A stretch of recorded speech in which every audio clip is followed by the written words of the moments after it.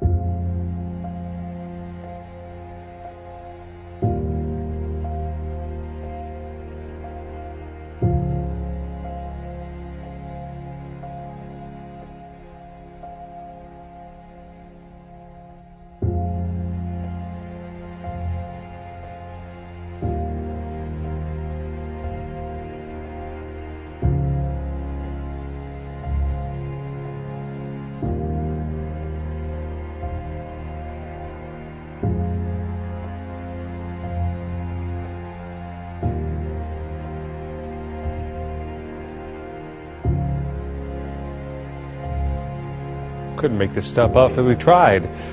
So not everyone is okay with the story we brought you last week. Pole dancing for Jesus. True story. Who knew that a small business in Old Town Spring would make headlines across the country? Kristen Kane here tonight with a follow. Kristen.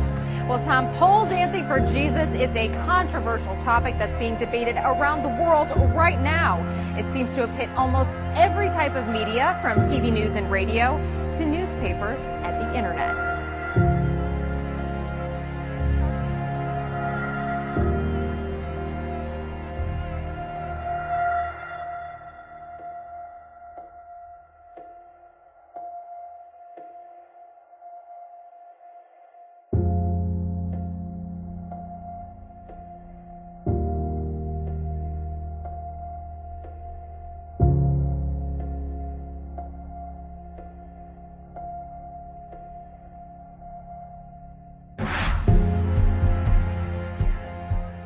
Here's a heartbreaker for me because it's Texas. Right. And a bill that's apparently being presented right now In the Texas legislature. in Texas legislature, not Europe. Right. If lawmakers approve this bill, then moms who kill their babies, up to 1 year, mind you, can get off because of postpartum psychosis. Postpartum depression will be a defense for murdering a baby up to a year. So, like about the time that baby's pulling up to stand up and look around and infanticide. and it undoes me to think that could happen here. But one of the proponents of it, who defended, remember our friend Andrea Yates, says it's something every civilized country has on its books. It's nice. It's real civilized, isn't it? And, you know, here, something that jumped in my mind when I read that was, we've always talked about this issue, our country has talked about this issue of making sure that all the laws we pass are equally applied to males and females. Mm-hmm.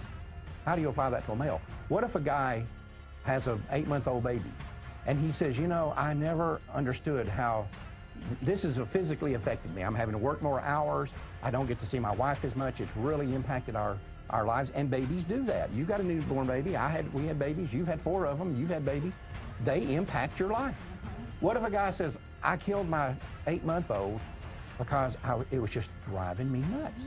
Then it better apply to it better apply to him. Yeah, but it might get him off, is the sad part. But one of them says change in public attitude about educating people about postpartum is what will get this through. And, you know, like, oh, it's so bad and people need a break, that, you know, run over their, 6-month-old baby's head. But yes, it does need to be brought up, because I was one that said, I will never have postpartum. You know, I'm a believer, I'm strong, I want this child, all that. I had it bad. I had it bad for a week, but and it But you didn't kill your But son. I didn't kill my son. Right. I can't believe this is happening in Texas, and everybody ought to be calling their state senators. They're dying from back alley abortions. They're safe and dirty, or they're unsafe and dirty. And, you know, the only difference is between the back alley butchers and today's abortion clinics is that they let you in through the front door. The procedure's the same, the instruments are the same, they let you in through the front door. That's the difference. Herman Gosnell butchered women, butchered children. We have carpets down in Houston. Douglas carpet. Butchering women, butchering children. It's being covered up. At the beginning of this year, February, 5 women died in February out of Planned Parenthood in Delaware. Do you think you hear about that on the news? No, you don't, because they want to keep that fact from you. They don't want you to know. Abortion is not safe, it's not rare. The only thing it is legal. Keep fighting for life. Woo. You are doing the right thing. Stay encouraged, stay positive. And together, we'll do this. Thank you, Lord.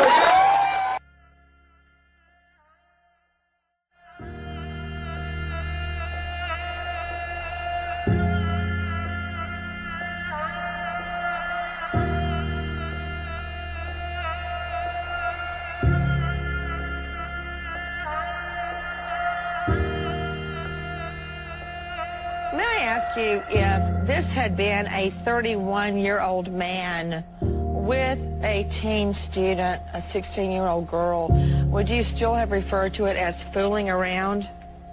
Absolutely not. There is a double standard there, I do have to admit. Generally you think, and this is probably the wrong thought, but you generally think when an older man sleeps with a teenage girl that there could be some kind of, not mental damage, but there's a whole lot more there that can go wrong. And you have the tendency to think sometimes that it isn't the same as a teenage boy and an older woman. That's not necessarily true. But Actually, you are right it's about not. It's not true. Period. And what you're saying typifies a complete miscarriage of justice, where a woman is treated differently if she sexually molests a child than if a man does. Gloria Murphy pleaded guilty to one count of gross sexual imposition of a person under the age of 13. Now, it's a lesser charge than child rape, which means Gloria Murphy could spend a maximum of 5 years behind bars. Using her walker, a very frail-looking Gloria Murphy answered Judge Mary Catherine Huffman's questions in court today. And are you a U.S. citizen? Yes, I am. How old are you? 55. How far did you go to school? 12. Murphy pleaded guilty to gross sexual imposition. Guilty. Guilty pleaded to one count of gross sexual imposition, a felony of the 3rd degree. Her other charge, rape of a child, was dropped under a plea agreement. Dayton police arrested Murphy, who lives in the 5400 block of Rawlings Drive, on January 30th, after the boy told an adult he and Murphy had sex. Police said Murphy didn't force the boy to have sex, but since the boy is under the age of 13, it's considered rape. And if you're wondering about that deal, Andy Kahn, a crime victims advocate, says it's a sweet one, made possible because she's a woman.